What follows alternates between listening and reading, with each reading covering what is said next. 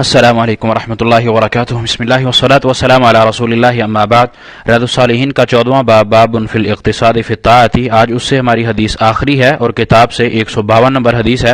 وعن ابن عباس رضی اللہ عنہما، سیدنا عبداللہ ابن عباس یا ابن عباس رضی اللہ عنہما کی روایت ہے، قال کہتے ہیں، بینما النبی صلی اللہ علیہ وسلم یخطب اذا ہوا برجل قائم، کہ ایک دن رسول اللہ صلی اللہ علیہ وسلم ایک وقت ہمارے سامنے خطبہ ارشاد فرما رہے تھے، تو آپ کی اچانک نظر ایک ایسے آدمی پر پڑی جو کھڑا ہوا تھا۔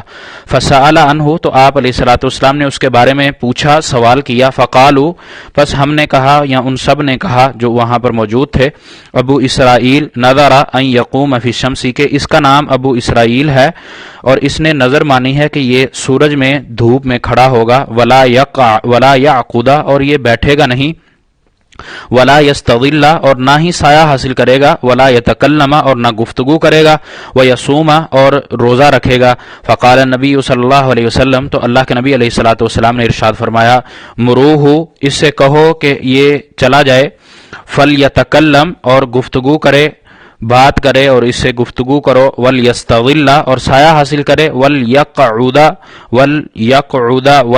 یتم صومہ، اور یہ بیٹھ جائے البتہ اپنا روزہ پورا کرے۔ رواہ البخاری، یہ صحیح بخاری کی حدیث ہے۔ رسول اللہ صلی اللہ علیہ وسلم کی اس حدیث میں جو سیدنا عبداللہ ابن عباس رضی اللہ عنہما روایت کر رہے ہیں کہ ایک ایسا شخص جو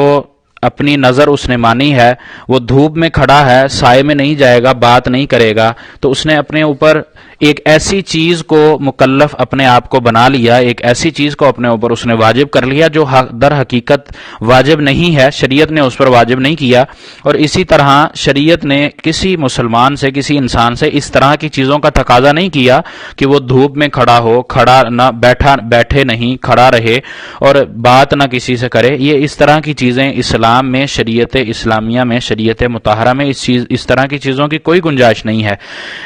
مسلمان کے لیے دین اور دنیا دونوں کو لے کر چلنا ضروری ہے۔ کہیں پر بھی کسی بھی تعلیم میں، نبی علیہ الصلوۃ والسلام کی تعلیم میں یا صحابہ کی، تابعین کی تعلیم میں یا ان کے طریقے میں ایسا کہیں پر نہیں ہے کہ وہ جنگلوں میں کوئی نکل جائے اور وہاں پر اپنی خاص عبادت کو لے کر بیٹھا رہے، دنیا سے کٹ جائے، لوگوں سے کٹ جائے۔ یہ طریقہ کار انتہائی غلط ہے، اس کی تعلیم نبی علیہ الصلوۃ والسلام نے نہیں دی، بلکہ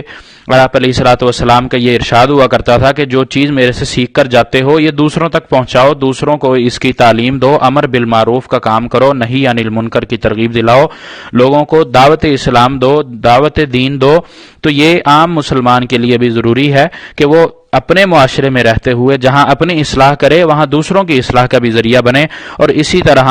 اس حدیث سے ہمیں یہ چیز ملتی ہے کہ اپنے اوپر قسم ڈالنا یا اس طرح کی نظر مارنا جس کی کوئی اصل نہ ہو، جس میں کوئی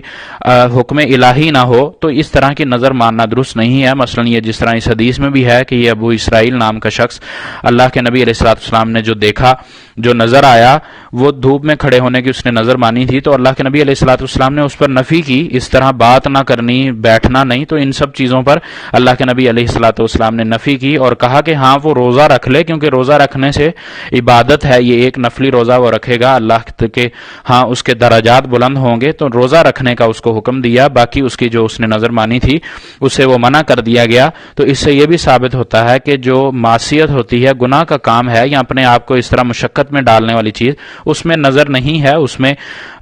قسم نہیں ہوگی، لیکن جو اطاعت ہے، اس طرح روزہ ہے یا کوئی نفل عبادت ہے یا تلاوت کرنا یا صدقہ کرنا، اس طرح کی اگر کسی نے نظر مانی ہے تو اس کو پھر وہ پورا کرنا چاہیے اس کو، کیونکہ وہ ایسی چیز کو بھی مکلف بنا لیتا ہے، اپنے آپ کو پر اس کو واجب کر لیتا ہے جو کہ حقیقت میں واجب نہیں ہے، نفلی چیز کو واجب کر لیتا ہے، تو اس کو پھر پورا بھی کرے، اگر وہ پورا نہیں کرتا تو اس پر پھر کفارہ ہے، کفارہ دینا بھی ضروری ہے۔